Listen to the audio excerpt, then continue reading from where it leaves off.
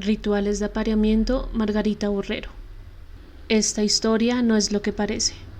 De 8 de la mañana a 6 de la tarde soy una esposa intachable. Aseo la casa, hago las compras en el supermercado de mi barrio y hasta innovo en la cocina con la ayuda de mirecetario.com. Pero entre las 6 y las 9 menos cuarto de la noche, a las 9 en punto, el perro ladra y mi marido entra por la puerta. Me convierto en Madurita Rubia en la webcam, a un clic de distancia de cualquiera que tenga una tarjeta de crédito para pagar. En la vida real soy morena, de modo que para crear la ilusión de rubia tuve que comprar una peluca con la que me veo idéntica a Marilyn Monroe. También me he rasurado el pubis para ocultar el verdadero color de mi pelo, pero el efecto ha superado mis expectativas. Ha remozado el aspecto de mi sexo tanto como a un hombre le rejuvenece quitarse la barba. Mis clientes se vuelven locos cuando me planto frente a la cámara y con mis pulgares deslizo mis tangas de encaje hacia abajo, meneando las caderas con lentitud provocadora. Una buena actuación multiplica el número de visitantes que recibe cada hora una mujer como yo, o mejor dicho, un pubis de aspecto lustroso como el mío. Pero esto no es un relato erótico, quizás debería comenzar de otra manera.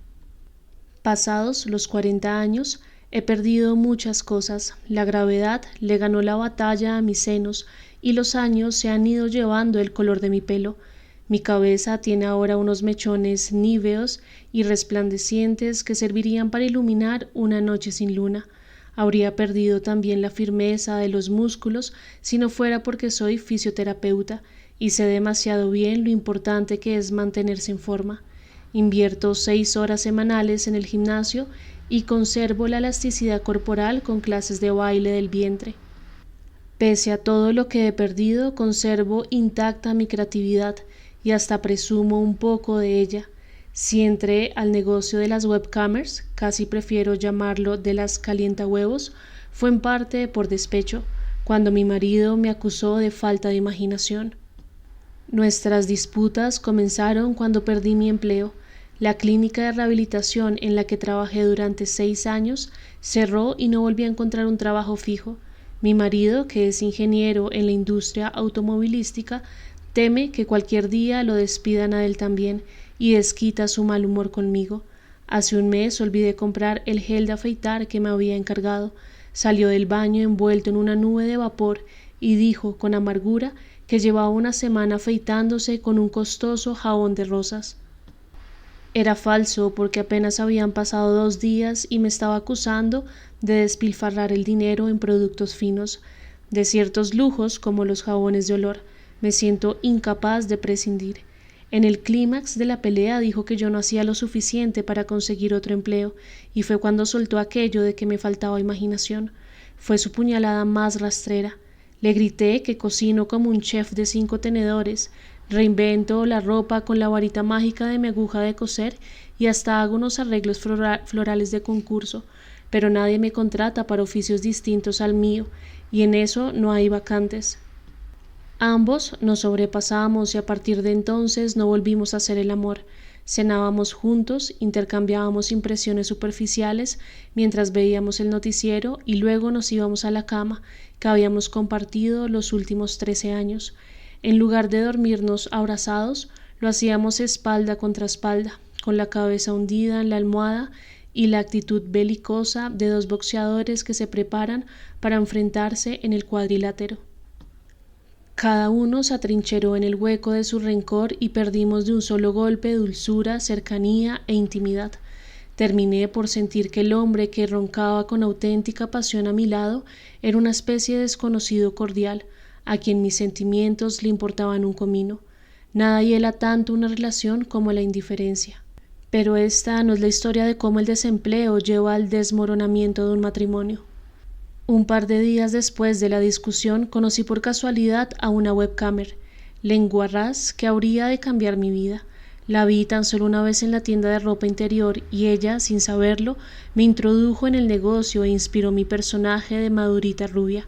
El cabello dorado le llegaba hasta la cintura y hablaba por un iPhone mientras llenaba su canasta con ropa erótica minúscula. La estantería que ella vaciaba sin fijarse en los precios estaba justo al otro lado de la que yo había ido a visitar. Ropa interior matapasiones, prendas tan cómodas que las señoras mayores arrasaban con ellas. Tardé en decidirme entre unos interiores blancos tipo Bridget Jones y otros de tono rosa palo, estilo mi abuelita. Fue así como quedé atrapada en la conversación que la rubia sostenía por teléfono. Le relataba a alguna amiga que su nueva fuente de ingresos era ponerse frente a la cámara y cobrar por dejarse ver desnuda. Su narración era divertida, rica en detalles, incluso provocativa. Reveló a su interlocutora los entresijos de su nuevo oficio, el nombre de los sitios web en los que trabajaba, la descripción de los clientes y hasta las tarifas. Yo la oía sin que ella se diera cuenta, pero la vendedora me miró de una forma sospechosa y no tuve más remedio que fingir interesarme en los camisones estampados para no perderme ningún detalle. Cuando la rubia se marchó, abandoné la sección de abuelitas y me sumergí en el mundo de los encajes y las transparencias. Fue una compra muy productiva porque salí con un corsé negro, unas medias de red y un plan imaginativo para conseguir dinero.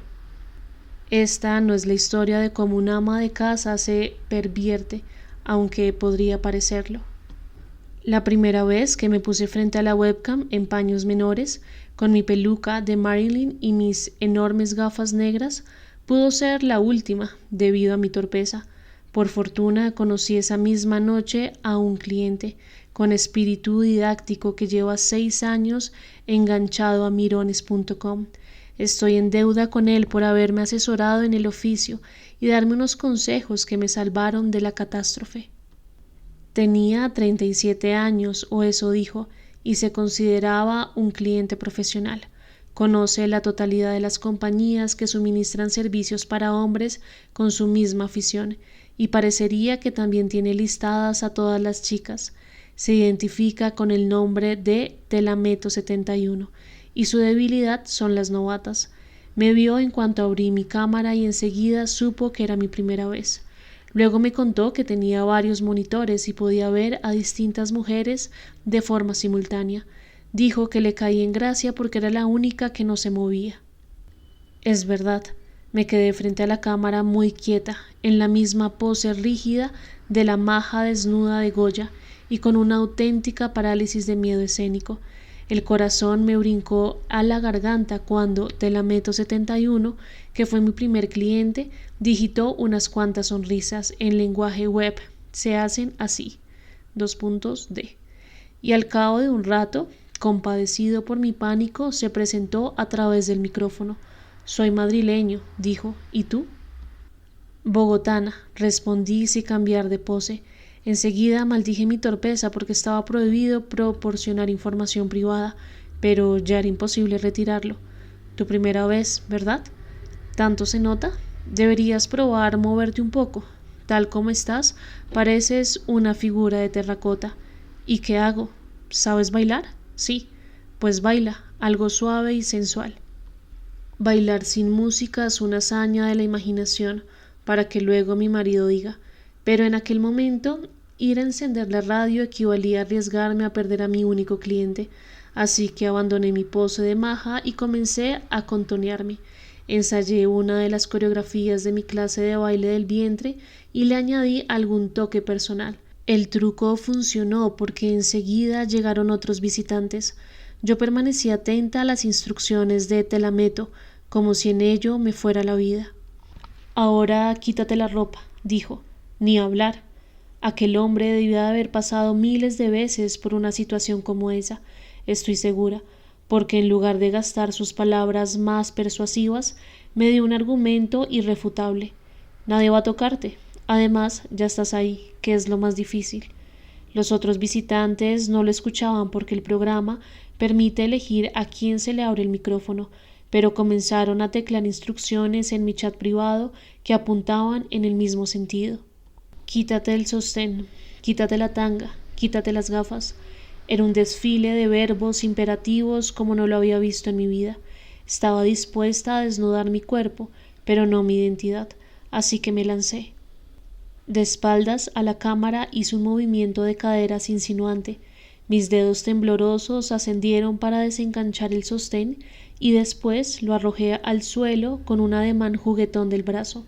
Entonces me puse las puntas de los dedos sobre los pezones, di media vuelta para enfrentar al público invisible y sonreí. Acerqué mi pecho hasta un revelador primer plano frente a la cámara y cuando retiré las manos para descubrir mis senos, sentí como si los clientes de mi lista me ovacionaran desde sus monitores. Fue mi primer momento de gloria cibernética, el que me indujo a abandonar mi pudor del todo y a convertirme en una profesional del oficio. Hay una pequeña exhibicionista dentro de mí, pero esta historia no tiene nada que ver con las confesiones. Para ser una buena webcamer se necesita agudeza mental e instinto. Hay que meterse en una película y saber enganchar a la audiencia. Telameto dijo que la clave del éxito era estar en movimiento de forma permanente. Podía bailar, sonreír, coquetear y masturbarme. Advirtió que, si me quedaba quieta, la audiencia se largaría. Fue un consejo de oro, pero yo necesitaba ejemplos más que instrucciones. Al día siguiente me pasé un par de horas en el plan de clienta para estudiar qué hacían las mujeres con mayor número de visitas. Tomé nota de algunos trucos de contorsionistas, falsas colegialas y dominadoras. Mi siguiente paso fue comprar un vibrador y unos cuantos accesorios eróticos. Ensayé frente al espejo de mi alcoba poses favorecedoras, pero me veía a mí misma tan graciosa, incluso ridícula, que mis propias carcajadas me interrumpían de forma constante. Las sesiones de prácticas y las pruebas en vivo ocuparon un número de horas cada vez mayor y, como consecuencia, las cenas en casa llegaron a un grado de simpleza extrema. Mi marido lo notó, pero se abstuvo de hacer comentarios, quizás porque lo percibía como una prolongación natural de nuestra disputa. No me molesté en aclarar el malentendido. En ese momento mi negocio era prioritario y marchaba muy bien. Gracias a mis ingresos pude permitirme unos cuantos caprichos, mandar la ropa a la lavandería del barrio, siempre he aborrecido la plancha, y hasta hacerme una pedicura profesional por primera vez, desde que me había quedado sin trabajo. Mi marido no llegó a enterarse de nada de eso. Esta no es la historia de un engaño, aunque admito que guardé el secreto. En apariencia yo era la mujer de siempre, la que se ponía calcetines de lana para estar en casa, la que llevaba al perro a vacunarse y asistía al club del libro del barrio cada sábado, pero de lunes a viernes, entre las 6 y las 9 menos cuarto, me transformaba en distintas mujeres para mi público. Cambié de roles de forma sucesiva a lo largo de los meses porque lo encontraba divertido. Mi audiencia variaba según lo que yo ofreciera. Al final me decanté por el género que, en mi opinión, tiene los clientes más fieles, el sadomasoquismo. Es, además, el único en el que el uso de máscaras y el anonimato se consideran valores añadidos. Quizás resulte sorprendente mi afinidad con ese género, pero como fisioterapeuta estoy tan familiarizada con el dolor que infligirlo en lugar de curarlo era como apoderarme de la cara de la moneda que no conocía. Sin embargo, lo que de verdad me enganchó al género fue un cliente que se identificaba como Cartagenero 53. Me llamó la atención su ortografía perfecta, sus oraciones bien construidas y su trato mucho más personal que el de los otros clientes. Me gustaba su modo de pasar del rol de dominante al sumiso sin perder el sentido del juego, sin salirse del papel. Citaba a Sade con frecuencia y eso me resultaba irresistible porque Le Marquis fue el primer autor que leí a escondidas. Durante mi adolescencia mantuve alguno de sus libros debajo de mi colchón. Pero esta historia no es sobre las fantasías eróticas de mi juventud. Una de mis reflexiones recurrentes era sobre el dolor, su sentido, si es que lo tenía, y la forma como la gente lidiaba con él. Siempre quise descubrir qué llevaba a una persona a interesarse por el sadomasoquismo. Me intrigaba el proceso, entender cómo el padecimiento físico se convertía en algo deseable, buscado, erótico. El desempeño de mi trabajo como webcamer era compatible con esa curiosidad. Para meterme de lleno en el papel de dominatriz, Adquirí varios trajes de látex, ganchos, cadenas, un látigo y toda una parafernalia que me permitía hacer variaciones sobre un mismo tema. Madurita Rubia llegó a tener un nutrido grupo de clientes fijos que solían estar esperando en cuanto encendía la cámara a las 6 en punto. Las líneas de diálogo en este género se diferencian de las demás porque exigen cierto grado de sofisticación mental y un toque perverso. Por ejemplo, le decía a Cartagenero que lo iba a azotar hasta hacerle surcos en la espalda y luego recogería con mi lengua el sabor metálico de su sangre. No sé qué tanto pueden doler los azotes en pantalla, pero sus frases en el chat daban a entender que sufría de forma horrible, como si de verdad mi inofensivo látigo le rajara la piel. A él le gustaba que me masturbara despacio, muy pegada a la cámara, y que cuando estuviera a punto de correrme, le diera la espalda para frustrar su deseo. Nunca quiso abrir su cámara ni utilizar el micrófono, que era una opción del programa informático.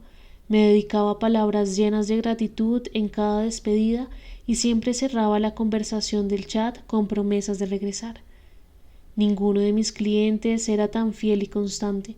La imagen mental que me formé de él era la de un hombre canoso y con barba, quizás un maestro de lengua y literatura medieval. Lo imaginaba viudo y solitario porque no concebía que un joven alcanzara ese grado de especialización sexual, por llamarla de alguna manera. Su forma de expresarse evidenciaba una personalidad compleja y una vida rica, además de una esmerada educación. Me equivoqué, pero solo a medias, aunque eso lo descubriría después. Cartagenero me hizo sentir deseada hasta el delirio, necesaria y cercana. Por esa misma época, los escasos centímetros que me separaban de mi marido en la cama se habían convertido en una distancia infinita. Sabía que caminaba al borde de un precipicio y que mi matrimonio estaba en peligro. Cuando mi cliente favorito y yo conectábamos a través del chat, su presencia y sus diálogos me absorbían por completo. Me arrastraba a su mundo con palabras. Una tarde me embadurné con un gel fosforescente todo el pubis a petición suya y lo abrí muy cerca de la cámara como una almendra recién hervida, en primerísimo primer plano.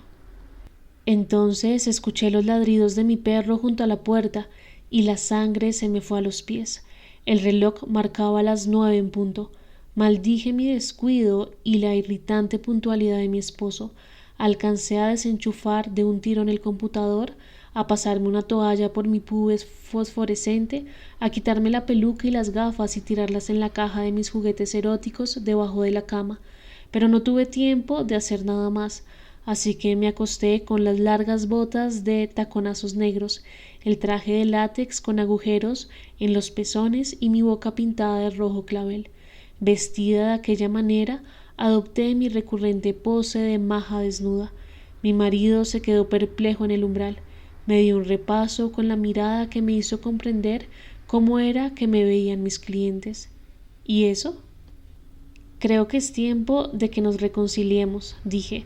Hace un siglo que no hacemos el amor y he pensado que... No terminé la frase porque un bulto de testosterona se abalanzó sobre mí. Sus labios se apoderaron de mis pezones con la avidez de un cachorro hambriento y sentí sus dedos deslizarse, fuertes y ansiosos, sobre mi pubis rasurado. Esto da mucho morbo. Pensé que te gustaría. Me encanta. Fue el mejor polvo de la historia, el más glorioso de nuestros 13 años de matrimonio, porque lo hicimos con la pasión de las reconciliaciones. Terminamos abrazados frente a frente, cubiertos de sudor, con la piel quemada por una especie de fiebre y más pegados que 2 gotas de cera recién derretida. Mi mente había comenzado a navegar por las aguas dulces del sueño cuando su voz me ancló en la realidad.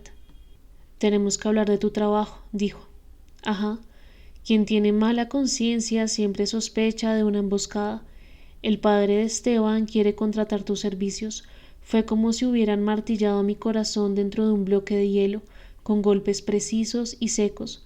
¿Quién es Esteban? El contador de la empresa, aquel que vino a cenar con su mujer en diciembre. Ah, el calvo, ahora me acuerdo. Su padre necesita una fisioterapeuta que vaya a su casa. La que tenía se ha enamorado por internet de un canadiense y se va a Toronto. De modo que se trataba de esos servicios. Toronto, ¿cómo te parece? Hay que ver las cosas que ocurren por internet. Le he dicho que estabas disponible, espera tu llamada. ¿He hecho mal? No, mi amor, has hecho muy bien. Gracias, es una excelente noticia. Ya sé que no es un empleo fijo, pero puede ser un comienzo. Tal vez te vaya mejor si trabajas por tu cuenta. Tal vez. En tiempos difíciles hay que echar mano de la imaginación. Y que lo digas. La sugerencia de mi marido fue un gran acierto y el azar dispuso el ensamblaje de la siguiente pieza de mi destino. Las recomendaciones boca a boca funcionan de maravilla entre los ancianos y quienes sufren de alguna incapacidad. Emplean sus mejores horas en intercambiar información acerca de sus enfermedades y de los cuidados que reciben. Con el tiempo, mi lista de visitas a domicilio ha crecido y lo que gano como fisioterapeuta equivale a mi último salario en la clínica. Podría renunciar a mi trabajo como webcamer, pero aún lo hago 2 veces a la semana por un motivo especial. En este punto empiezo a entrar en el verdadero tema de mi historia. Uno de mis pacientes se llama Abelardo. Tiene 36 años, unos ojos serenos muy azules y una expresión risueña que invita a la mirada a descansar en su rostro. Sus brazos han aumentado en volumen desde que los utiliza para desplazarse en una silla de ruedas. 2 años atrás trabajaba como bombero. Una noche fatídica, el edificio en el que intentaban apagar las llamas se vino abajo y una viga le destrozó 3 vértebras y la posibilidad de volver a caminar. Ahora ha retomado los estudios de literatura y escribe relatos que me deja leer de vez en cuando. Tiene mucho talento. Sus historias muestran al desnudo las contradicciones humanas, captura la carga tremenda de belleza y de atrocidad de la vida. También participa como voluntario en un centro de investigaciones con células madre y se somete a experimentos que quizás le permitan recuperar la movilidad de sus piernas. Para eso necesita mantenerse en forma y es la razón por la que me ha contratado. Los miércoles y los viernes hacemos una compleja ronda de ejercicios y después le doy masajes vigorosos en eso que él llama la parte muda de su cuerpo. De esa manera, si un día los nervios reconectan, el tejido muscular responderá. Abelardo es un activista del optimismo y suele estar de excelente humor. Una tarde lo noté abatido y me resultó tan extraño que estuve a punto de preguntarle el porqué, pero me abstuve por respeto a su intimidad. Mientras yo terminaba de masajear sus músculos gemelos, me dijo con una voz honda, como si me hablara desde el fondo de una gruta submarina: daría la vida por sentir cuando una mujer como tú me toca, aunque fuera dolor. De esa manera sabría que esa mitad de mi cuerpo aún está viva. Abelardo dice cosas de ese tipo que me dejan apesadumbrada, pero también me obligan a hacerme preguntas y reflexiones. La desgracia no ha podido corromper su alma, al contrario, ha desarrollado un optimismo contagioso. Comparto con él la creencia de que un día las células madre permitirán que los paralíticos caminen, que los ciegos vean y que los oídos de los sordos se llenen de palabras hermosas como las suyas. Habían transcurrido 3 o 4 meses desde el inicio de su terapia, cuando una casualidad, un hecho irrelevante, encajó mi destino en su sitio. Comprendí hasta qué punto cada una de nuestras decisiones es como un eslabón que vincula la propia vida a una cadena de hechos en particular o a la vida de otras personas. Conversábamos en la sala cuando timbró su teléfono y durante la charla él necesitó anotar una dirección. ¿Te importaría traer de mi alcoba un papel y un bolígrafo? Corrí a la alcoba a buscarlos. Eché una ojeada en torno a la mesa del computador. Busqué debajo del teclado, moví la pila de libros que estaba leyendo. No había nada con que escribir. Sin pensarlo demasiado, abrí el primer cajón y entonces encontré una foto mía, o mejor dicho, una foto tomada desde su monitor a Madurita rubia con el látigo en la mano, a punto de explotar dentro de su traje de látex. También vi un trozo de papel que decía Cartagenero 53 y una contraseña. ¿Lo encontraste? ¿Ah? Creo que hay bolígrafos en la segunda gaveta. El papel sácalo de la impresora. Sí, lo acabo de ver. Abelardo no sabe que es mi cliente de dos maneras distintas. Tampoco sabe que siento un deseo desesperado por estar cerca de él, ni que Madurita Rubia sobrevive para su deleite. Es un hombre que me inspira sentimientos muy fuertes y en conflicto, una mezcla de atracción y piedad, de asombro y pena, pero son emociones tan genuinas que nunca había experimentado nada más avasallador y sincero. Mi marido tendría motivos para estar celoso, pero él solo consideraría que lo he traicionado si otro me penetra, y eso no es posible con Abelardo. Utiliza pañal porque no tiene ningún control sobre sus esfínteres ni sobre su órgano sexual. A veces, en mitad de la terapia, se le escapa un chorro de orina. A mis pacientes les ocurre con cierta frecuencia y estoy acostumbrada, pero a él la atormenta y vuelve el rostro hacia un lado para que yo no lo vea llorar. He sentido cómo la tristeza se prolonga dentro de él como una mancha de petróleo en un lago cristalino. Lo he sentido arder en su caldo de dolor. En definitiva, este relato ni siquiera se trata de mí. Se trata de cómo nos cambia ser importantes para alguien. Se trata de que el erotismo más oscuro también puede ser un lazo de solidaridad entre desconocidos, de que en el dolor se establecen vínculos tan hondos como los del afecto. Se trata de un hombre extraordinario que es un radical de la vida en condiciones adversas. Por él soy la mujer que azota con un látigo y se corre de verdad delante de una cámara con la ilusión de brindarle placer. Por él también he aprendido a apreciar mi trabajo como fisioterapeuta desde una perspectiva nueva, más amplia y humana, más completa. Abelardo dice que el dolor, quizás mucho más que el enamoramiento, es la señal inequívoca de que estamos vivos. Nada de lo que podamos experimentar o sentir le supera en intensidad ni se impone con mayor fuerza. Creo que es verdad. También creo que lo justo es terminar esta historia con la línea final de uno de sus relatos que ha adoptado como un credo. El verdadero aguijón de la existencia no está en la calma ni en la superficie. Quien desee apoderarse del sentido auténtico de la vida debe dar el salto, sumergirse y bucear en el corazón más profundo de la tormenta.